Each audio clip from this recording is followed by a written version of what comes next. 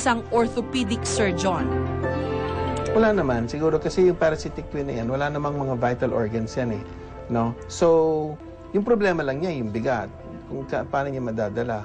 Kung meron lang siyang sanang paraan kung paano siya makakaikot, no? Na at hindi siya magsasaklay, siguro hindi siya masyado mapapagod. Sinamantala ni Mang Rudy ang pagkakataong maipasyal ang kanyang mag-ina. Bihirang-bihira raw ito mangyari.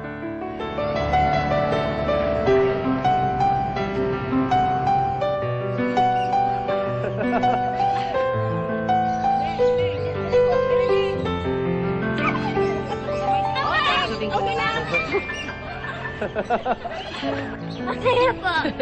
Kasi po ngayon po ako nakasakay ng ostrich po. Masaya kasi para sa bata talaga yan eh. Tutuwa. Ang Rudy, maganda. Dito ko na rin siya formal na nakilala. May epekto ho ba sa kalusugan ninyo itong meron ho kayong kadugtong? Nung bata ako, napapansin ko lang na kapag yun po yun ay nasasalubsob o nasusugatan, ako po ang nilalagnat eh. Nilalagnat po ako buo. Pero kapag ako naman, dito sa parte ng katawan ko, ang nagkaganon, masugatan ako, namaga o nanagnak, napapansin kong baliwala sa kanya.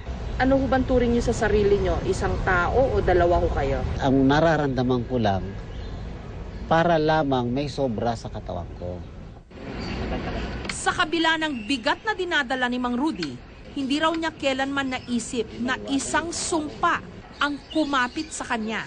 Malaking pasasalamat din ho siguro sa parte ninyo, no, Mang Rudy, na kasi kung hindi ho nagkaganyan, kayo ho yung nasa likod. Opo. O yung isa ho sa inyo may diferensya. Isa sa amin, kailangan alisin, kailangan mamatay, at isa mabuhay. Mas mahirap po yun. Mas mahirap po yun. Siyempre, sa sitwasyon man ng magulang ko, mamimili. No? Kung sino ang mabubuhay sa amin, masakit yun. Hindi niyo ba tinatanungan Diyos, bakit naman sa dinami-dami ng tao sa mundo, kayo pa ang napiling pagkalooban ng ganyang kondisyon? Natural lang po yun na may mga tanong tayo sa Panginoon na gano'n.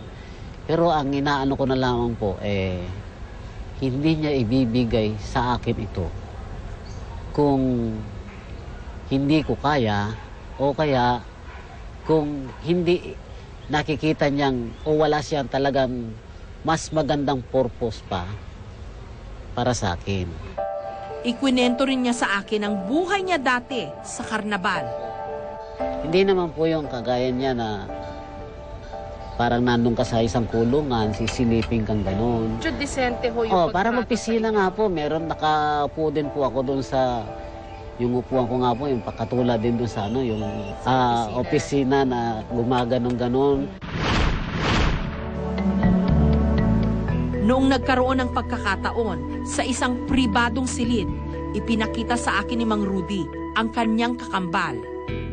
May buhok din siya. Meron po. Sa ulo ho talaga yan. Po. Yung ulo niya ho ang hindi nabuo. Oo. Parang mas ipuin natin. Tulad din po ng ating... Matigas din. Mang Rudy, paano niyo ho inaalagaan itong kadugtong po ninyo? Katulad din po na nga, maliligo. Katulad ng normal lang. Nililiguan niyo rin ho siya. Hiluran, gasan. Sa misis niyo ho, okay lang? Sanay na ho rin ho misis niyo. Sanay na po. Hindi ho siya na-shock nung una? Hindi naman po sa palagay ko dahil yun man ang pagkakasabi niya, hindi naman siya nabigla na sa ganito. Dahil bago naman nagtagpo kami, nagkakilala kami, alam naman talaga niyang ganun. Nakakita na kami ng ganito. Obviously, hindi ho naging sagabal sa labing-labing, ano? Kasi nagkaanak po kayo ng isa. Hindi naman po. Dinalaw din ni Mang Rudy ang probinsyang kanyang pinagmulan, ang Pampanga. Dito siya ipinanganak at lumaki. Dinalaw rin niya ang kanyang ama, kahit man lang ang puntod nito.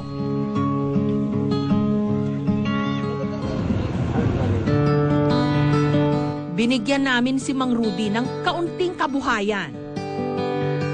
Gusto niya raw patunayan na ang mga katulad niya, hindi lang perya ang pwedeng pagkakitaan. Sa kabilang banda, hindi raw mahirap tanggalin ang kanyang kakambal. Pero kayo ho, hindi kayo desidido pa na magpa-opera. Siyempre, lahat tayo nananalangin. Gusto mag-successful yung operation. E, paano nga kung hindi? Eh, hindi ko na malalaman kung ano nangyari doon sa... Sabi ko, huwag muna, sabi ko. Yung chance of survival niya is very, very, very high. Talagang maganda. Now, magiging danger yan sa kanya? Malamang hindi. Magiging mas healthy siya? Baka, pwede rin magiging mas healthy siya. Mas gagaan ang katawan niya. Pero hanggang ngayon, ayaw pumayag ni Mang Rudy sa operasyon. Pati ang kanyang pamilya, tutol dito. Hindi raw nila kayang isugal ang kaligtasan niya. Doon ko siya nakilala na gano'n. Kaya hindi na dapat alisin. Ayokong mawala siya. Gusto ko dumating kami sa matanda na kami. Ang mga pilas ng kwento ng ating buhay hindi nalalayo sa mga eksena sa perya at karnabal. Maaring tanggapin ito ng mga manunood na may kasamang paghanga o hindi kaya naman pangungutya. Ang mahalaga, kaya nating sumabay sa mala-circus na takbo ng buhay.